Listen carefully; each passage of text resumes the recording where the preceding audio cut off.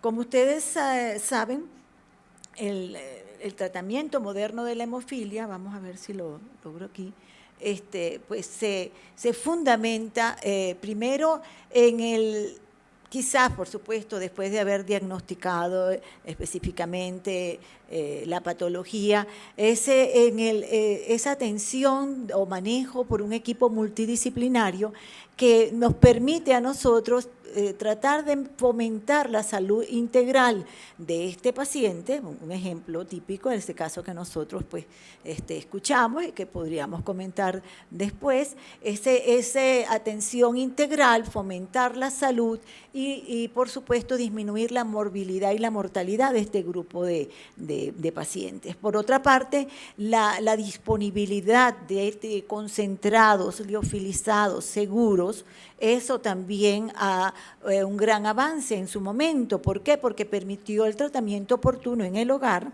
y luego a los pacientes en quienes está indicado iniciar ese tratamiento regular a largo plazo, profiláctico, para evitar el daño articular.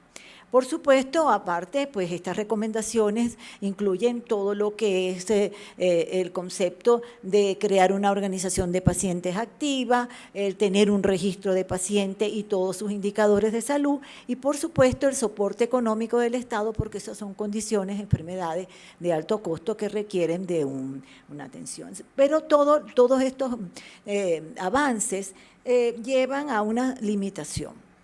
Y el problema que nosotros todos los días enfrentamos es que todos estos productos, plasma derivado, recombinantes, que comparten unas propiedades farmacocinéticas similares, requieren de infusiones frecuentes. En los niños, por supuesto, esto es un problema y a veces es necesario un acceso venoso, que tampoco es una solución porque también ustedes saben que incluye muchísimas complicaciones, requiere de un entorno familiar bien capacitado y educado.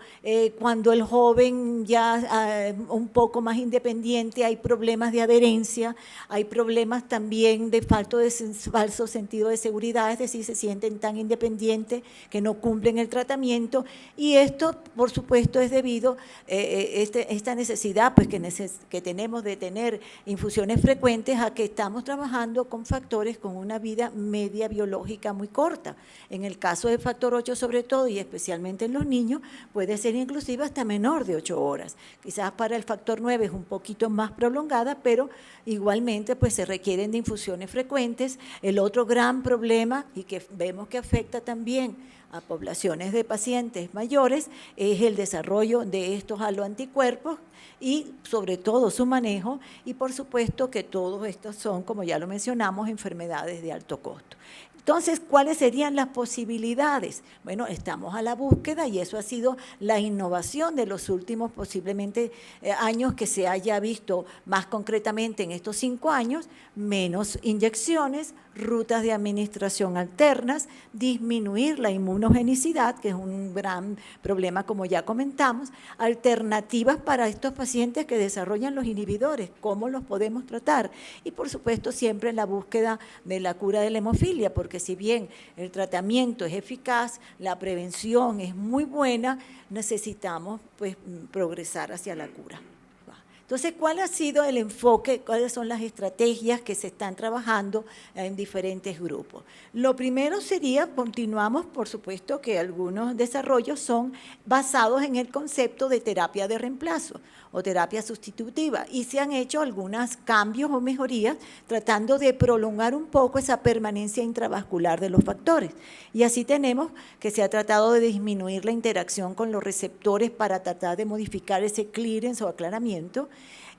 Se maneja la interacción con el receptor neonatal FC para disminuir la degradación intracelular de la proteína, o en algunos casos, como yo lo vamos a revisar, se trata de mejorar la interacción con el factor von Willebrand, que es la proteína transportadora. Pero también hay un gran desarrollo en esto que se ha llamado estrategias farmacológicas alternativas. Ustedes ya pues deben haber escuchado sobre este mimético del factor 8, que está bastante avanzado en cuanto a todos los estudios en fase 3, próximo a aprobación posiblemente, o el concepto de rebalancear el sistema de la coagulación o inhibir a los inhibidores de manera de lograr también la hemostasia. Y con eso tenemos los tres grupos principales, sería la antitrombina, el inhibidor de la vía del factor tisular y la proteína C, el inhibidor de la proteína C activada. Y por supuesto, la terapia génica como una opción de cura definitiva. Entonces, las innovaciones en terapia de reemplazo se orientan, en primer lugar, a la utilización de una línea celular humana que teóricamente tiene una expresión de carbohidratos más similar al ser humano, o a lo que teóricamente expresan los factores que son producidos en líneas celulares de hámster, por ejemplo.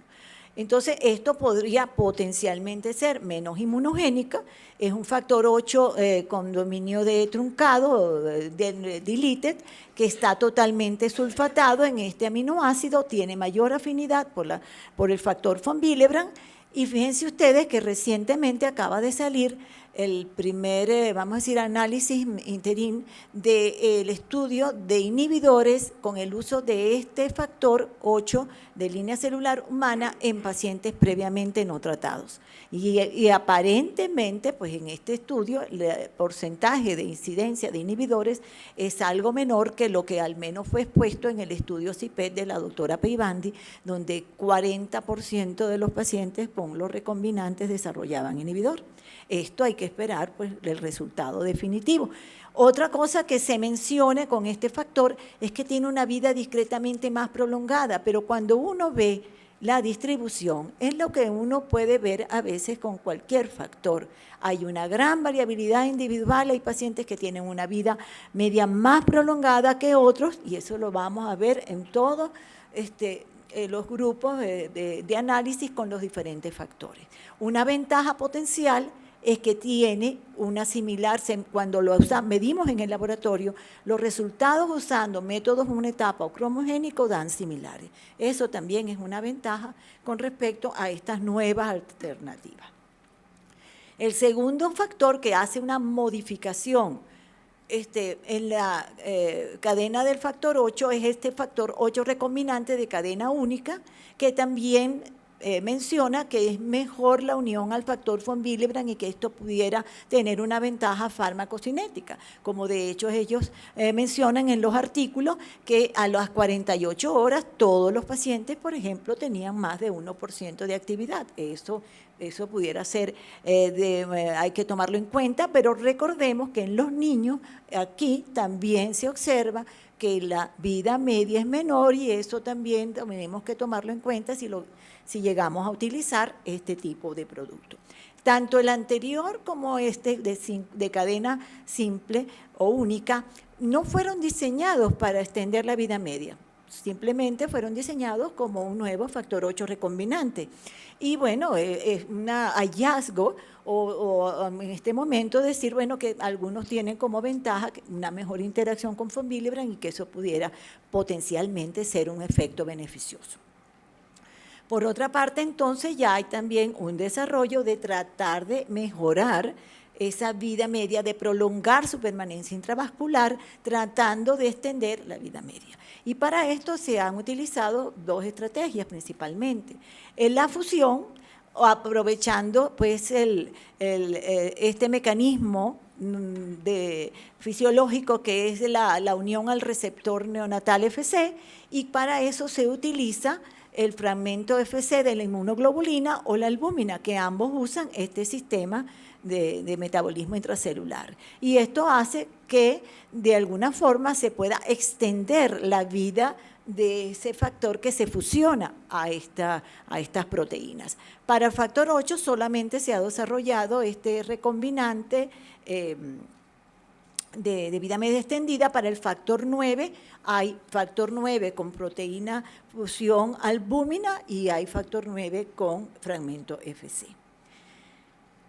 En cuanto a los pegilados, también es otra forma de extender la vida de una proteína, mejorando de alguna forma su metabolismo, disminuyendo su tasa de clearance. Y fíjense ustedes que son estrategias diferentes, son moléculas diferentes.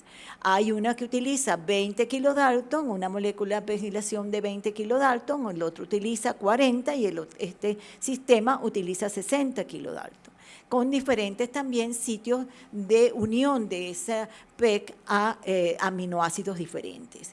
En términos generales, pues, de hecho, se prolonga la vida media del factor, pero también se habla de que pudieran tener una menor inmunogenicidad, cosa que todavía está por demostrarse hasta que no tengamos los resultados de los estudios, ¿verdad?, en poblaciones como los pacientes previamente no tratados.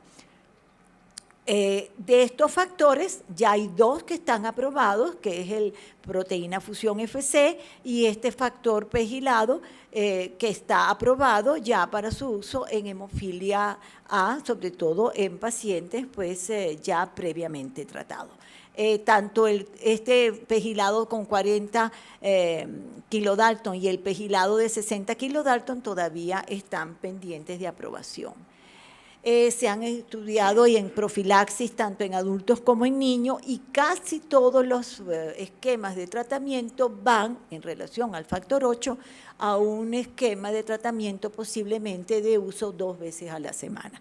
Más de 4 días es difícil, ya lo vamos a ver que hay diferencias y en estos estudios ya el estudio que sigue al estudio ALON, pues pueden ver que hay algunos pacientes que se mantienen con una dosis semanal, pero estos pacientes posiblemente sedentarios, pacientes que tienen una actividad física limitada o que siempre pues lo podemos utilizar, da una cierta ventaja al tener una extensión de vida media, pero la mayoría de los pacientes estaban en esquemas de 2 veces por semana.